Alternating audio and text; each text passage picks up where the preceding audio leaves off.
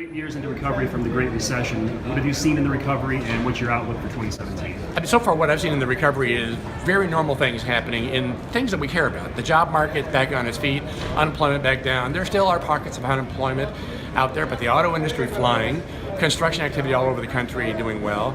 The underwater problem that we had back in the crisis is largely gone, with the exception of maybe Phoenix. The fiscal budget deficit, which is very cyclical, back down to something more normal. And by the way, the equity market, which sort of summarizes all of this stuff, the valuations of the stock market are back to levels that you normally see in good years. So I would say the recovery looks pretty good and pretty normal, and I wouldn't be surprised if history, as we pass and we look back at this period, we might think of it as a pretty normal recovery. Transition in the White House coming up, how do you see that impacting the economy? I think it'll be very limited, because the fact is we are very divided as a country. Out of that, we're probably going to get a very divided government between the House and the Senate. That matters a lot.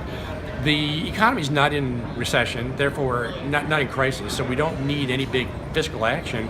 And our real constraints are the structural deficit. The outlook for the structural deficit is a little out of kilter, and part of the reason for that is because the economy is growing more slowly and it's putting pressure on some of these government support programs.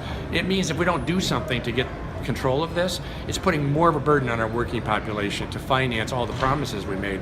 That, to me, is the real constraint for anybody who comes into Washington, and I think it kind of limits how much you can do on the spending side or on the tax side. And finally, what's the one point you want to get across to today's audience? I think the main point is we're doing fine.